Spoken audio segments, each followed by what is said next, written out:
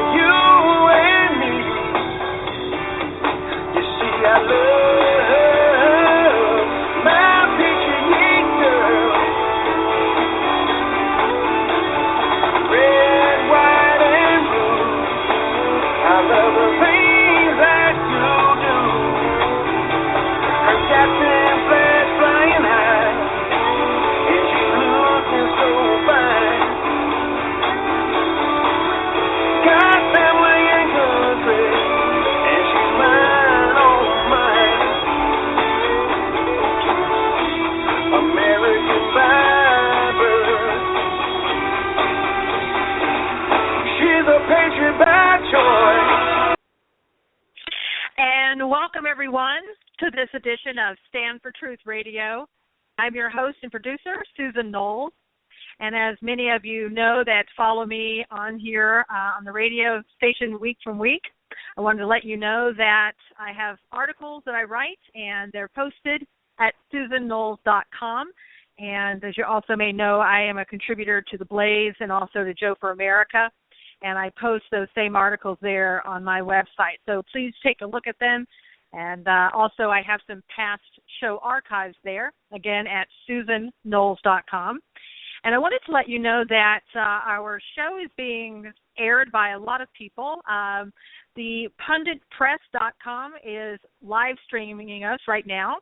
And shortly, the Freedom in America Radio, that's freedominamericaradio.com, freedominamericaradio.com. We'll be carrying our shows live. For right now, they are carrying archives. And later on tonight, you can go to shrmedia.com, and they will be carrying this show. I also wanted to let you know that as of today, we are now being carried on an AM radio station in Philadelphia, and that is WNJC 1360 AM, and you can find them at WNJC1360.com. And Stand for Truth Radio will be on every Monday at 2 o'clock Eastern Time. So I hope that you have a chance to check them out during the day and hear our show. We have a great guest for you tonight, someone who's very used to investigative research and reporting on what he has found. His name is Lee Stranahan, and let me tell you just a little bit about him before I bring him on. He is a producer and host of podcasts that uncovers and untangles stories that have been buried by the media. He's a pioneer in digital media who has over 25 years of experience in broadcast, production, education, and independent media as a producer, director, and teacher. He's been a contributing writer and reporter for two of the top news sites in the world, the liberal site, the Huffington Post, and the conservative site, Breitbart News. And we'll be talking to him a little bit about his career at Breitbart News and what led to his eventual departure from that organization. So let's get right into it. Lee Stranahan, welcome. Thanks, Susan. Thanks a lot for having me, and congrats on the new pickups you've had. Yeah, it's exciting. I'm just so glad that you are our first show on the AM radio. So that was great. Yeah, that's great. Now, I wanted to ask you, I'm going to get right into it with Breitbart. How did you come to work for Breitbart? And tell us a little bit about how that all got started and your relationship with Andrew Breitbart. Well, I like interviewing people. That's one thing I really like doing. I like people, and so I like talking to them. And, I've interviewed everybody from, musicians and directors and people like that to authors to political people. And at the time, Andrew Breitbart, I was writing for the Huffington Post, and Andrew Breitbart was basically the most hated person in the world. If you were on the left, it was the time when everybody hated Andrew Breitbart. It was just after the Shirley Sherrod thing had happened, where he had published an excerpt of a speech he gave in order to prove a point about the NAACP. And Andrew there was a hate fest about him. And so I found out that a friend of mine knew Andrew. And so I'm like, okay, well, that'd be a good guy to interview because he's, controversial. And right. So I called Andrew, and I didn't quite know what to expect because, like I say, he was so reviled at the time. So everybody was saying he was horrible, he was a racist, a jerk, and everything else. And I called the guy, and we talked for 3 hours the first time. And I really liked him. I just really liked the guy immediately. We were about the same age. I was a couple of years older than Andrew, but we had similar, we talked about the Smiths and Depeche Mode and others 80s bands that we liked. And he was a big comedy fan. He was a big fan of David Letterman in the 80s, the 1980s David Letterman, which was the best period of Letterman. And we talked about that, and I was just like, well, that's interesting. And so the next day I called Roy Sekoff, who was at the time, managing editor of the Huffington Post. And I knew that Andrew knew Roy, because a lot of people don't know this. The Huffington Post was Andrew's idea. He was instrumental in founding the Huffington Post. He was one of the co-founders. He used to work for Arianna Huffington when she was a conservative. And then when she became a liberal, he still worked for her at her house. And for a little bit, this was, don't forget he used to work for Matt Drudge too. So, so he worked with Arianna, and he was the one who said to her, you've got this, what he called golden Rolodex of people you know. He said you should put together a site. The name Huffington Post was Andrew's, and the essential idea of Arianna's friends writing blog posts was Andrew's idea. And so I called Roy, who knew Andrew obviously, and I said, hey, I just talked to Andrew Breitbart last night, And I talked to him for like 3 hours, and I really liked the guy. I'm like, I don't think he's racist. And don't forget, there were like 20 people on Huffington Post writing columns every week about how racist Andrew Breitbart was. So the editor-in-chief of the Huffington Post says, oh, no. He says, I love Andrew. He says, I know Andrew real well. He's not racist at all. And in the back of my head, I'm kind of thinking, this is part of what led to my eventually quitting HuffPost, because I found it very interesting that Ariana, don't forget, Andrew used to work in her house. He knew her they knew each other personally. They were friends, right? But she stood by and let him get attacked in column after column as a racist. And I don't think she should have censored people, but I do think she should have come out and said, well, I know the guy, and he's not racist. So, sorry, But she never did that, and Roy never did that. It was selling, so that why stock, and I guess was her philosophy, right? Yeah, I guess so, but it really bothered me. It really bothered me. It would bother me the same thing. It just really bothered me. And so within about, so Andrew, like I said, we hit it off, and he said, well, I think I know why this charade thing happened. I said, okay, why? He said, it's this thing called the Pigford Black Farmers Scandal. He said it's basically it was a program that was designed to help black farmers, but it's been taken over by scam artists. And basically, if you're black and you say you attempted to farm, you can get a $50,000 check. And like $1 billion, they've given out $4 billion in this money so far. And he said, have you heard anything about this? I said, no, I've never heard anything about it. He said, well, look into it and get back to me and let me know what you think. So I researched it. And sure enough, it seemed like there was a story there. And I said, I think there's a story here. I said, what I would do is go out and interview some of these guys on film. And he thought the story was big enough that he didn't want it to just be a conservative story, because he felt like it wasn't really a liberal or conservative issue.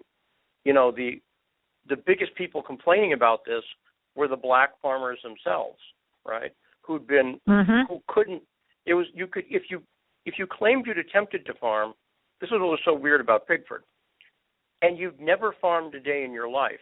You actually, statistically, were more likely to get a $50,000 check than if you'd actually farmed, because if you'd actually farmed, they could look you up and say, oh, no, you were turned down for a loan for this reason. Whereas if you just said, I attempted to farm, and you couldn't prove it, they had to give you a check.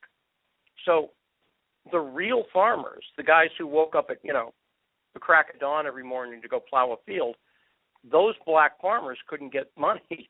They couldn't get paid. Wow. And the people who never farmed a day in their life, is amazing. And so Andrew didn't think of it. He thought it was a corruption scandal. He didn't think it was liberal or conservative. So he's like, look, you're a liberal Huffington Post writer. Why don't I hire you, and you can go out on the road and research this? He said, I'm not going to tell you what to do. Just do your, he knew I had a reputation already of being independent, right? I was a liberal, but I was one of the people who broke the John Edwards affair story. And so he knew I had that background. And so he gave me free rein. So within a week of meeting him, I had hit the road with my family, and we stayed on the road for 3 months in the South, interviewing former heads of the USDA, attorneys, farmers, and other people associated, police, other people associated with it, and really breaking that story. And then, unfortunately, a year after Andrew passed, the New York Times did a front-page story completely vindicating everything that we'd done. I say unfortunately because I wish he'd lived to see that. Mm-hmm. But he had complete vindication on that story and the work that we did. Front page New York Times a year after he passed. Wow, and who would have ever thought that? He probably would never have thought about, him being on the New York Times front page for that reason. Just the opposite, most likely. No, yeah. I don't think he would have, but he really did. I will say, in his defense there, actually, there's a reason he brought me in. He always thought it was a big story that wasn't liberal or conservative, and he was right. Yeah, and I know it's hard for some people to consider that a story can actually not be liberal or conservative. It can just be bad, right? It can just be just bad. Exactly. And what do you think? Can you tell us a little bit about what his philosophy was at looking at things, and what kind of person he was that you found him to be? Well, I just loved him. He and I became very quickly very close friends, and some of that was personal. We just, like I say, we had sort of a common. We were about the same age and everything. That helped, but also just journalistically, we saw things very much the same way. We both liked covering stories that the mainstream media had either screwed up or wasn't covering. And we didn't like covering the stories that everybody else was covering. We just had no interest in that. And he had a really great sense. One of the big things about him, obviously, was there's a lot of people, James O'Keefe, me, Brandon Darby, Jeremy Siegel, Liberty Chick, Mandy Nagy, I'm leaving out a bunch, but there was a lot, Dana Lash. There were a lot of people who Andrew really helped mentor. And, in my case, I was already writing for Huffington Post. In Dana's case, she already had some success and had a talk show and was doing Tea Party stuff, I think. But it's not like he picked us up out of nowhere. But on the other hand, he really did help us along, and he was a fan of a lot of people's work. And the thing I always say to people about Andrew was he had a really rare combination, and there's nobody like this anymore. He had access to the media, but he was also completely accessible. So a guy like Glenn Beck has access to the media, right? Glenn Beck can get on Fox News or whatever, right? And, Hannity, you can go down the list, Limbaugh, those guys, they have clear access to the media, but you can't get near them. I couldn't just go up and talk to Rush Limbaugh. I live in the same town as Beck. I know people who work for Beck. I have no way to get to Glenn Beck. A wall, and it's understandable, that's the rule. That's not the exception, right? That's the rule. And I understand why those guys do it. I get it. I'm not even criticizing it. But but Andrew, on the other hand, I hung out with Andrew at a few CPACs, and anybody could walk up to Andrew Breitbart. He had no security. He had no entourage. I was his entourage at these things. But you could see people would walk up to him and say, "Hey, Andrew, great work," or they'd walk up and they'd go, "Hey, I have a story for you," and he would say, "Let me give you my cell phone number," and he'd give them. He had one cell phone number. I had it, but he'd give it to other people. He didn't have the secret bat phone or anything, right? He had one email address and one cell phone number, and strangers would walk up to him with story things, and he'd just say, "Here's my number, call me." And that is there's nobody else. And like I say, you could and Coulter, Tucker Carlson, to some extent, maybe Michelle Malkin is like that a little bit. I love Michelle, and I have a tremendous amount of respect for her. And she is a person who, I saw her walking around at CPAC. She's accessible, but it's really rare. I got to say, it's really, really rare. And he mentored so many people, and that's why, because he was able to he had a genuine interest in other people, and he had very definite ideas on the way problems he saw in media that you can't help but agree with, and he really pioneered. When you look at what the guy did, Drudge Report, he was there when the Monica story broke. Huffington Post, came up with the idea, co-founded it, then Breitbart News. He was at every. Those are the three things I just mentioned. Right. Are huge. Are major turning points in the history of new media. I mean, some of the biggest turning points, and Breitbart was there at all of them. So think about that. I mean, yeah, you know, it's when I talk about the respect and admiration I have for the guy, and how he has not gotten his due. That's what I'm getting at.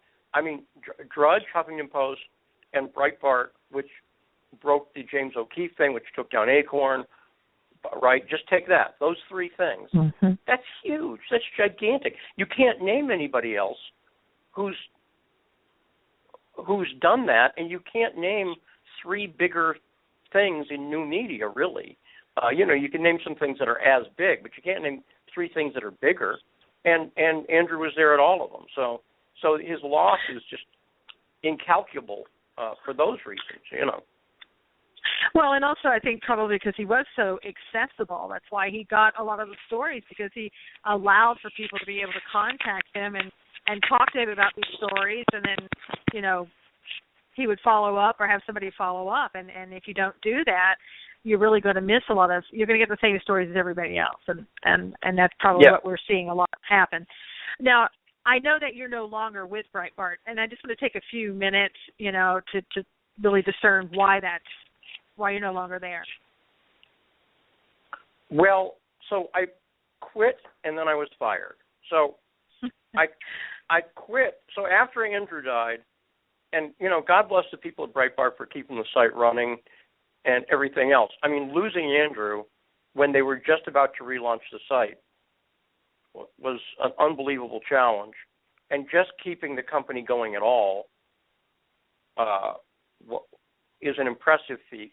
And then growing it and making it bigger is very impressive, right? So I don't want to be critical because of the immense challenge that they had there.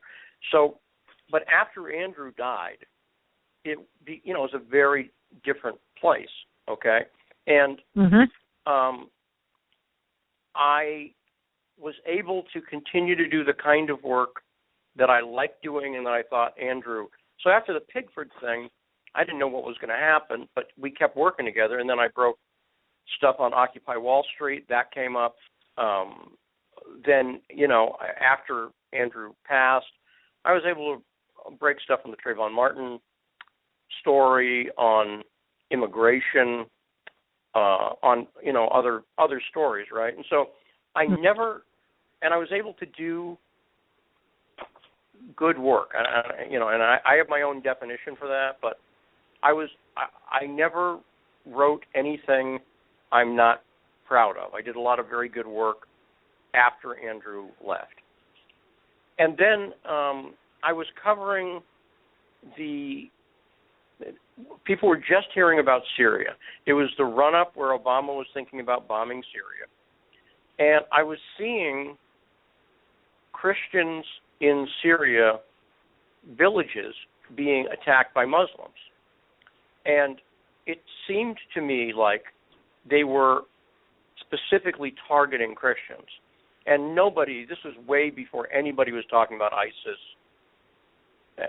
And I was trying to report on the story, and I was doing it from my, you know, home in Texas, right? And I learned on the Occupy Wall Street story that you can't cover a story from 1,500 miles away.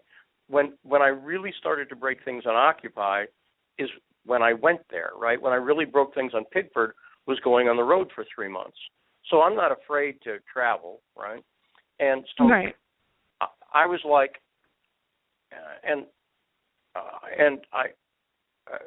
the only thing, you know, without sounding goofy on it, this is what I believe. So I believe that God put it in my head, because it came to me very clearly all of a sudden that I needed to go to Lebanon. I was laying in bed, and it just came to me as a fully formed idea. I'm going to go to Lebanon. I'm going to go to the Christian area. I'll be safe there if I go there. And that's where I can talk to refugees and get the real story. And literally, it wasn't like I went through a process of thinking through all of that. Everything came to me at once. And whether people believe that or not, I can't control that. But right. I could just tell you that is honestly what happened to me. The whole idea came to me at once. Before, my wife was asleep. Literally, my wife was asleep, and everything was formed. And then I did the research, and I found out, yes, there's a Christian area of Beirut I can go to where the refugees were going, and I'll be safe. I didn't even know that. Wow. And so I had this idea very strongly that I had to go to Beirut to cover the refugee crisis. And so I put out a sort of, I sent up the bat signal, right? And I said to people, because I funding help before to go to like cover Occupy Wall Street. When I first, Brandon Darby and I, when we first went to Andrew to cover Occupy, he said, no, that's all over, don't worry about it. So I said, okay, well, thanks. So Brandon and I raised about $1,000 to pay for our plane trips. By the time we got there, we started to break stuff about rapes at Occupy, and Andrew then helped us. And then after that, he was like, okay, these guys have good instincts. But so I don't want to ask permission on something like that. So rather than ask permission, I just ask people. I put out to my Twitter followers, I said, if I wanted to go to Lebanon, would you help? And I had a few $1,000s pledged in the first day. Wow. And I said, okay, so I'm going. So I bought my ticket. There was a travel ban. You weren't supposed to go. The U.S. said don't travel to Lebanon. It's not safe. So whatever, because I knew I'd be safe. So I raised the money myself, and then what I thought would happen is I'd go over and I'd be reporting from Lebanon for Breitbart. I was a freelance employee at Breitbart, so they wanted me to do three articles a week or something, but that was it. That was the deal, and I was going to do reporting there. And management at Breitbart said, well, we don't want you to go.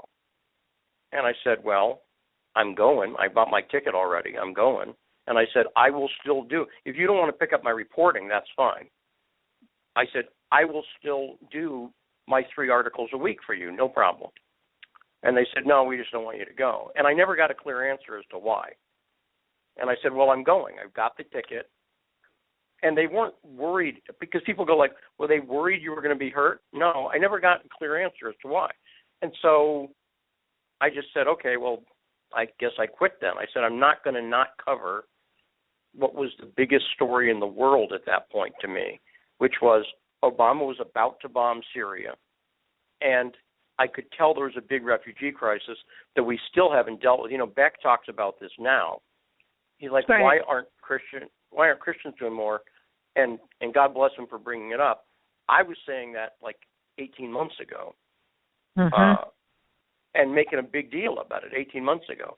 So I quit, and I went to Beirut, and I interviewed survivors of the attack on Malula, and I interviewed the head of the Iraqi Catholic Church. I interviewed the head of the UN refugee thing there. I got great footage. I got incredible interviews with refugees, Christian refugees, Muslim refugees, citizens. Just incredible, right? So I was, and people like Ed Morrissey at Pajamas was like, Lee is like a one-man news crew over there. I was doing video reports. I was doing written reports. And I just posted on my own blog because I didn't have the Breitbart platform, which still kind of I find bizarre.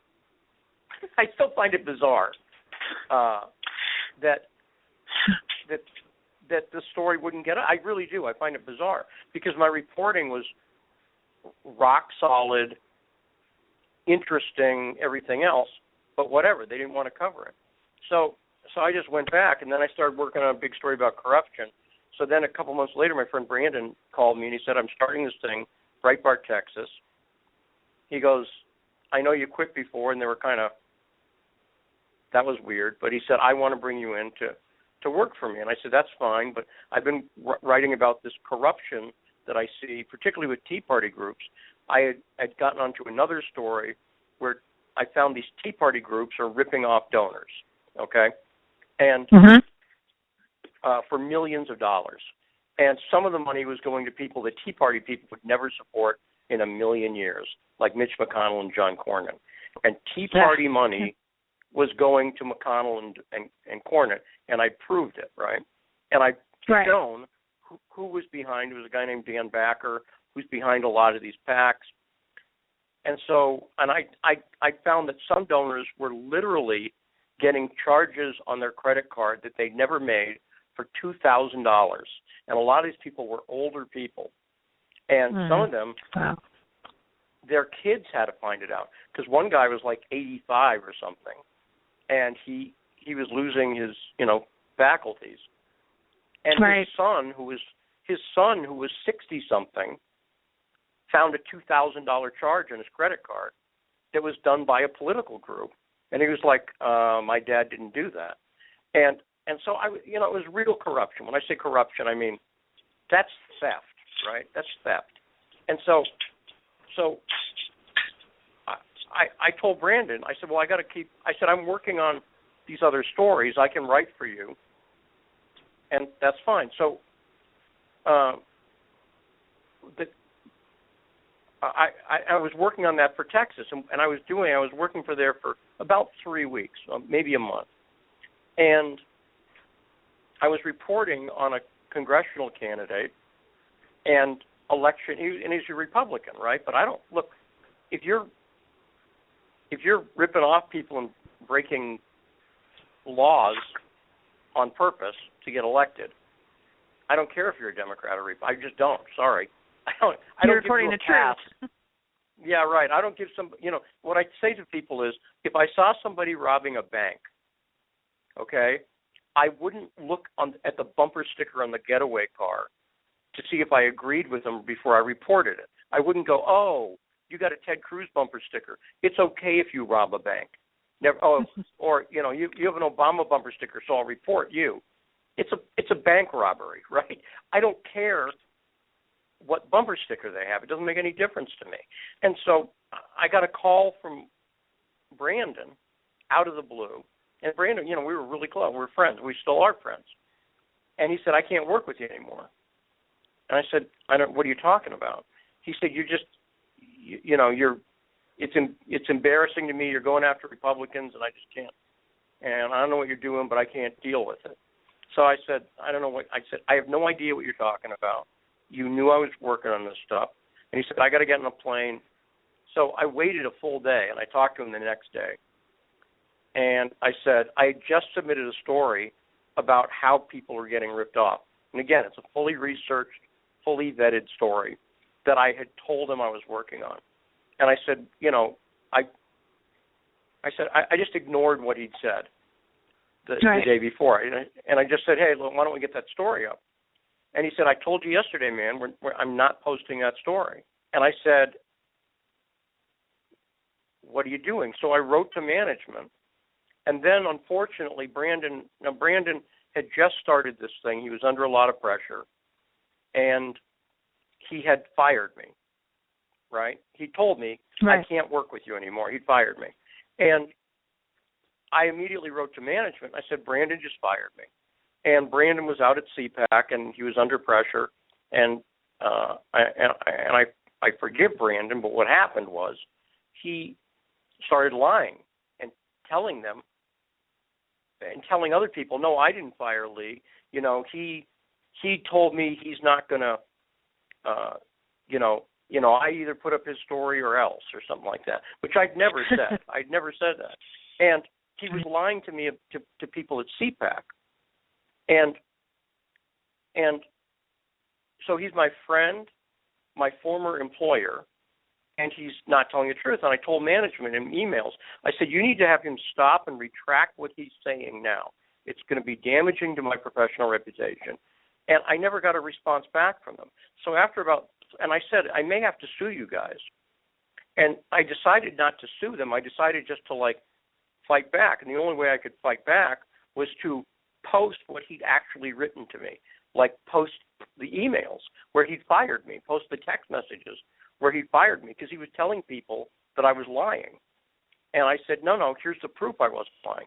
And so that got them, mad.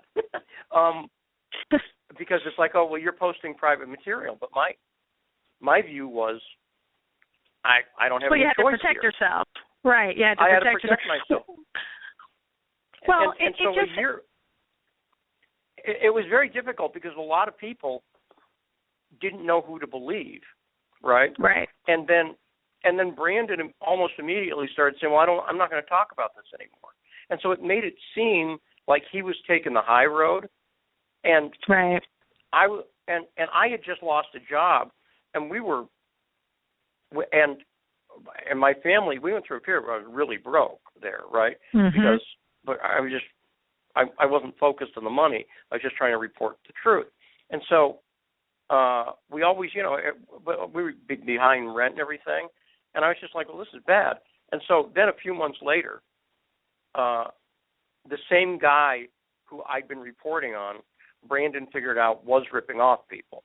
And he did a story on it. So as soon as Brandon published that story, I wrote him, and I said, I'm glad you published that story, and if you want to talk, let me know.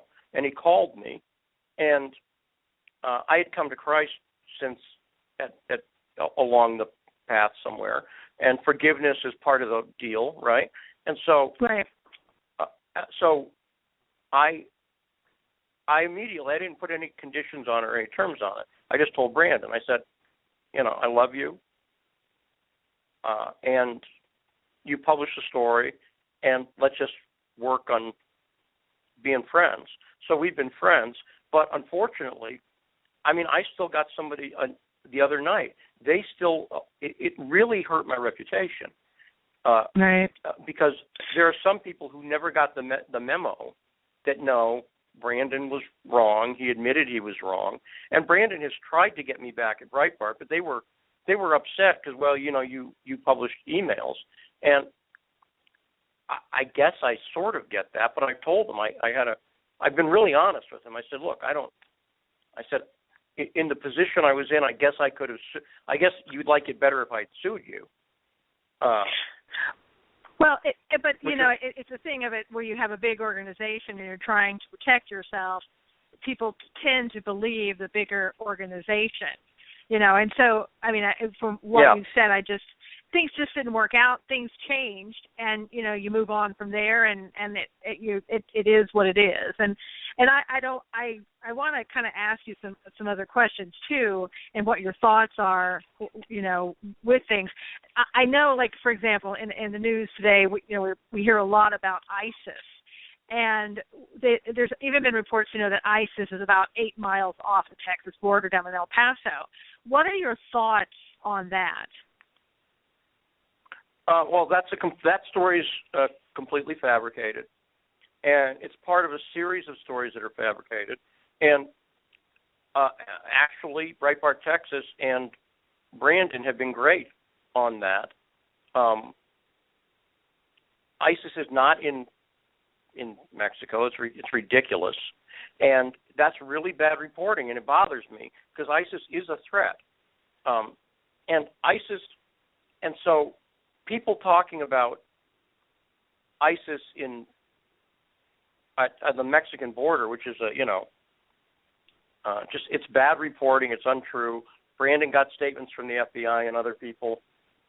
He's been really good on that. That's one of the things that was frustrating is I love Brandon, but also he's capable of doing great work.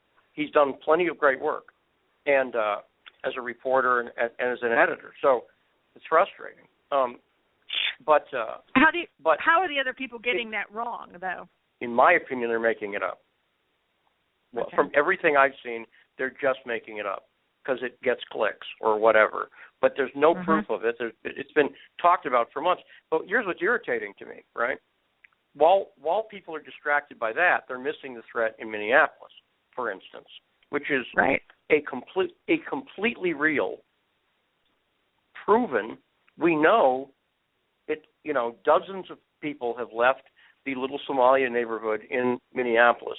And one story I reported last year was a building blew up on January 1st in Minneapolis. And it's unsolved. I reported a lot of discrepancies there. I reported stuff nobody else reported. No one else was reported that a police officer had been in that building. The fire chief said it was a gas explosion. I interviewed people from the gas company who said it's absolutely not a gas explosion, and they explained why. I interviewed a cop who said there had been a policeman inside the building 2 minutes before the explosion, didn't smell gas, and was outside when the explosion happened.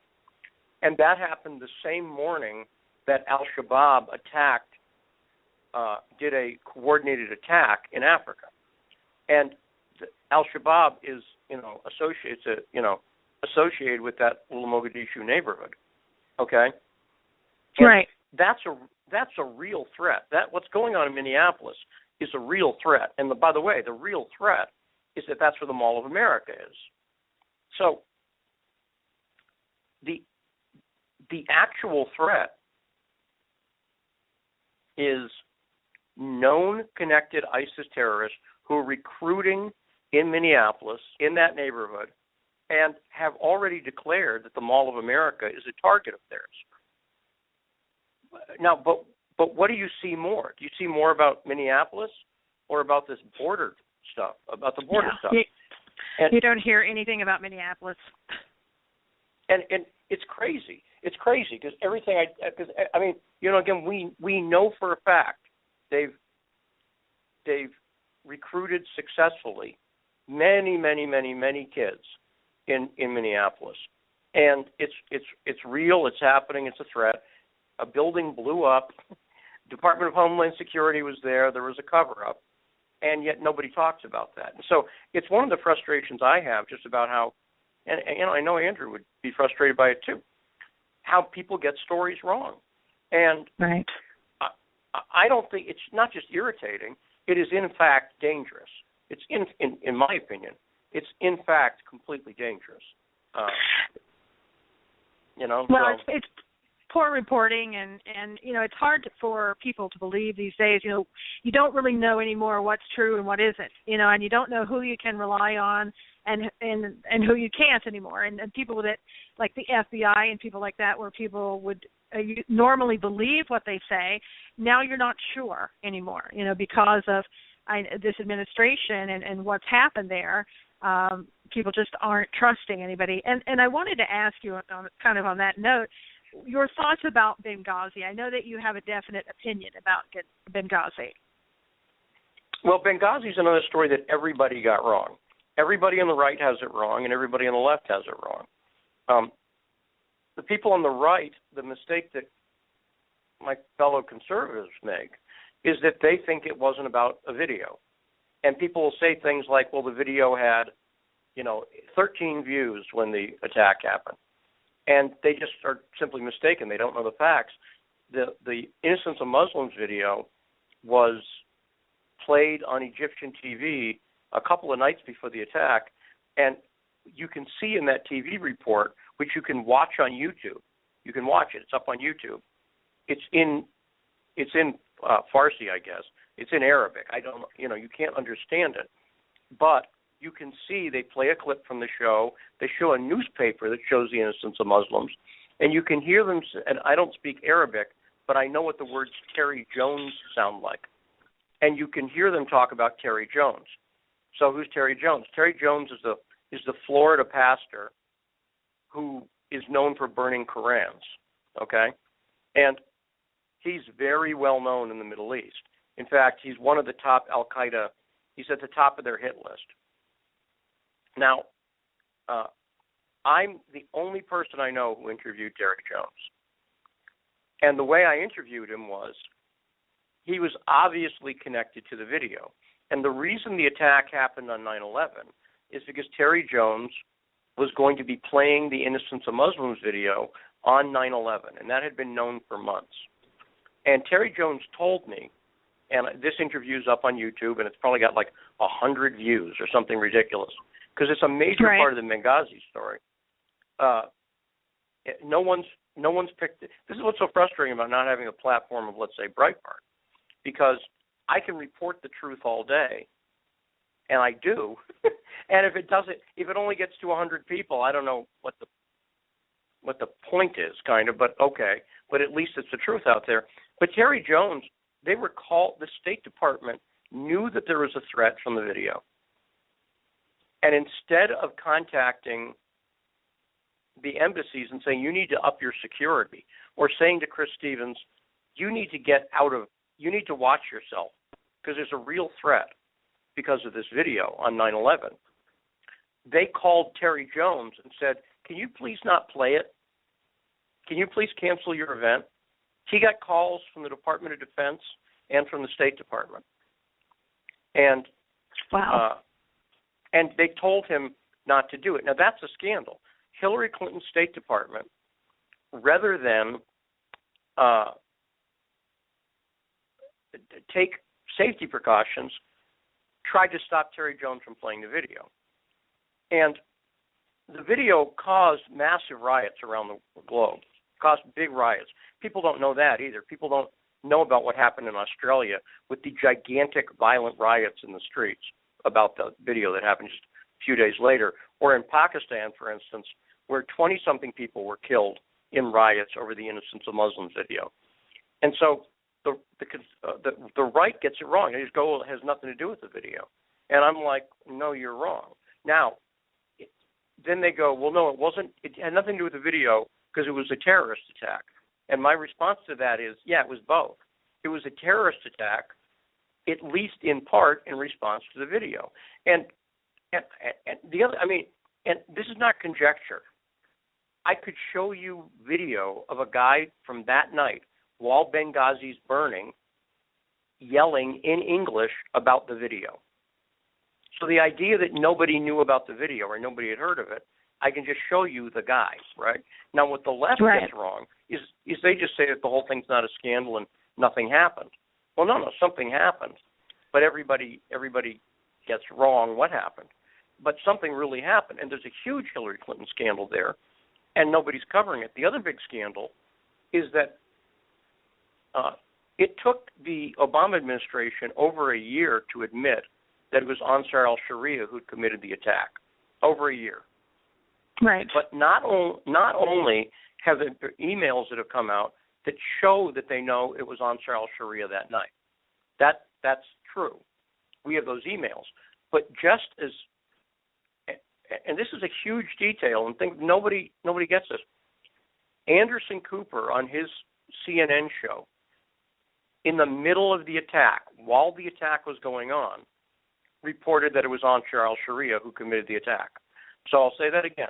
Literally, while the Benghazi attack was in the middle of happening, live on his show, a reporter from Libya said on Anderson Cooper's show that it was Ansar al-Sharia. So we knew who it was, and that's who it turned out to be, because they knew who it was. But what happened was, by the next night, Anderson Cooper never mentioned it again. It comes up on that one show, and again, you can find it on YouTube. I could show it to you. And so this is not conjecture. It's up on YouTube now. And you just go, well, why haven't I heard this? And my answer is, I don't know. Well, I don't know why people haven't heard it. But nobody's heard it. And what happens is, when you see the video, you're just like, well, this is huge. Why hasn't Fox covered this? Or why hasn't...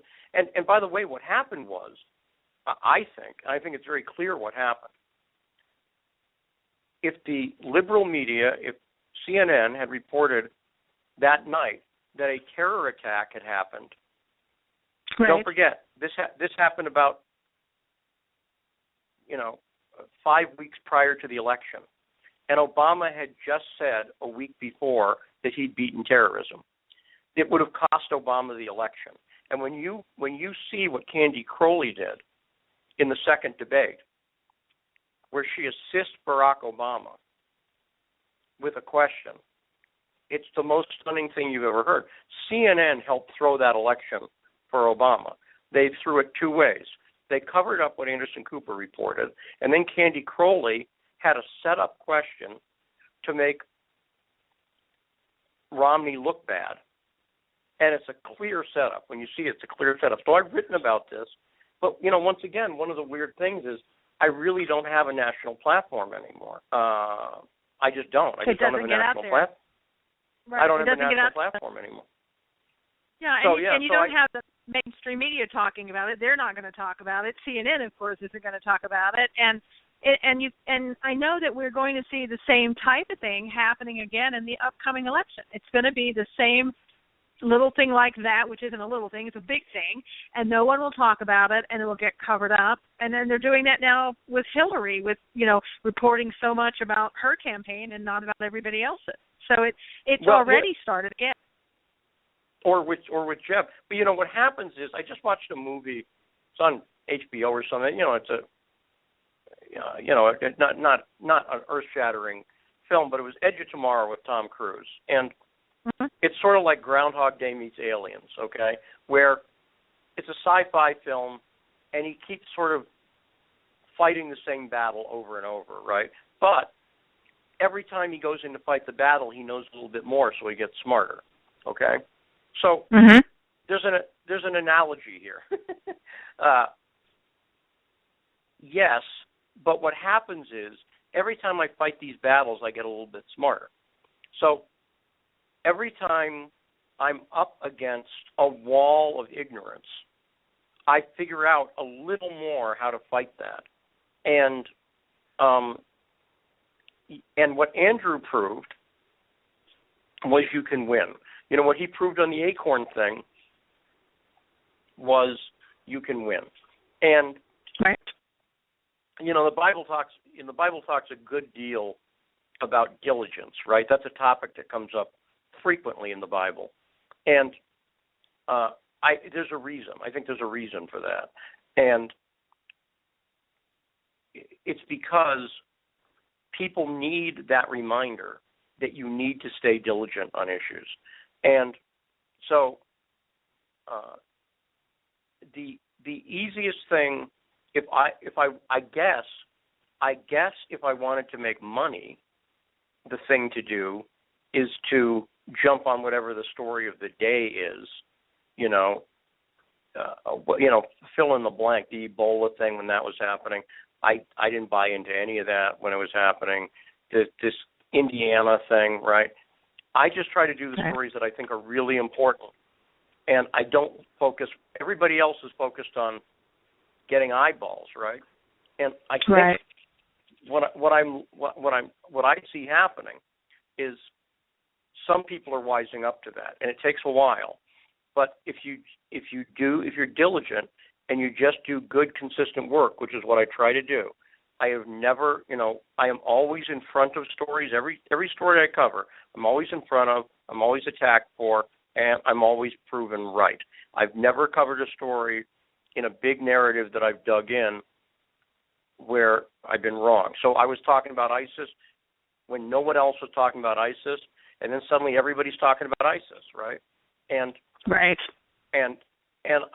and it happens over and over and over again where I get into these stories, and one of the things that changed for me, I guess, when I came to Christ was I became oddly, more humble but less humble in a weird way. In other words, what I began to see was the stories aren't about me. I'm just sort of a vessel that they go through, right? And so I get on stories where I can give the glory to God. I really do. I really give the glory to God. There's stuff in these stories that I wish I could take credit for them. The human part of me wishes I could say, it's all about me and how brilliant I am. But it's not. It's not. It's not about me and how brilliant I am. I get these things that happen all the time where I hear from just the person I need or just get the information that I need or whatever at the right time. And so I can be less humble in a sense. Well, all I mean by that is it's not because it's not about me. I can just say, you know what? It's the story. That's the big deal here. The story is the big deal. And so I'm more humble because it's not about me, but I'm I'm more in awe, and I can put the focus on the stories, and that's been a real blessing to me in my life. To have that. So. Yeah, and it sounds like, too, the focus is no longer about, I just want to get out there, and not that you ever were like this, but a lot of websites and reporting agencies, I just want to get this story out here. We want people to come there. We want to make all these clicks, like you said, and generate revenue. And no longer are you even interested in that. You're interested in looking at the truth of the situation and the story that has meaning. And I hope, because I've been asked to write, for different websites that have that type of philosophy, that they just want to get a hot story out there. And that's not what I do, and it doesn't sound like that's what you do. We're out to get the truth of the situation out there, and the other stories, really, personally, I think they're just a distraction, because it kind of keeps you over here on this side, and you don't see, the white elephant in the room that you should really be looking at. And you and I kind of bring those stories to the forefront and want people to look at them and say, look, this is what we should be focused on. This is what's happening, and this is why you should be looking at it. And so I understand what you're saying. It's frustrating because a guy like Glenn Beck, for instance, Beck has picked up a number of my stories, and I've always felt as though I've been on his show a couple times, but I don't know him, right? I went on and did the show, left, right? Don't know him, have never talked to him. I've never really talked to him. And I've always felt like if I could sit down with Beck for an hour, right, that I get Beck. He and Andrew was not a fan in a lot of ways, but part of the reason I think they had problems is because in some ways they were very similar. Their news sense, their sense of story was actually very similar. And I feel like with a guy like Beck, if I could just sit down and talk to the guy for an hour, like he just did some great stuff on Grover Norquist, but he didn't have some of the reporting that I've added to the story recently. And I like a guy like, one of the things I loved about Andrew was Andrew had the access so he could push the stories out. So Beck, his heart's definitely in the right place. His news sense is often in the right place. And I feel like I could have some impact there. But again, no idea how to, and again, I know people, I know Dana, she worked with Beck, but I don't want to call Dana and go, hey, can you get me alone in the room with Beck for an hour? Because that's creepy sounding. Right? Exactly. Right. So, no, I know. Yeah, so it's a weird. It can be very frustrating. It is. But like I see a guy like Beck and I go, he's definitely on the right track. He's got a good sense for stories. He's got a good sense, but it's like I would help him. like I would help him get the stories better than he does. But then you can't bank. You can't count on anything like that happening. So I just keep putting the stories out. I'm up here in South Dakota. I've been reporting about these incredible. South Dakota is the most corrupt state in the country, and it shows. There's a story up here that shows how crony capitalism can lead to the cover-up of pedophilia. Unbelievable. It's the most unbelievable story I've ever seen in my life. And there's a lot of great people up in South Dakota. I love South Dakota, but I've spent most of the last year here away from my family working on this story because I'm the only person working on the story. If I stop reporting the story, it goes away. And right. I can't stop reporting on the story. But when it comes out, and it will, it's going to blow people's minds. It's like this sounds like hype, but it's like a third world country up here. And we're going to, unfortunately, we're out of time, and I'm going to have to leave that and have you back so that you can talk to us about what you're doing. Because I do want to get to that story. I think it is important. I want to tell everybody again, your podcast is broughttolight.com. And again, thank you so much, Lee Stranahan, for being with us tonight on Stand for Truth Radio. It's really been a pleasure. Thank you, Susan. Really, really appreciate it. Great talking to you. All right, good night. Thank you. So everybody, thanks so much again for being with us. And we'll be back next week with another exciting guest. I hope that you will come back and listen to us again. Go to my website, susanknowles.com, You'll see, again, all the articles and the Stand for Truth archives. So take care. God bless. Have a great week.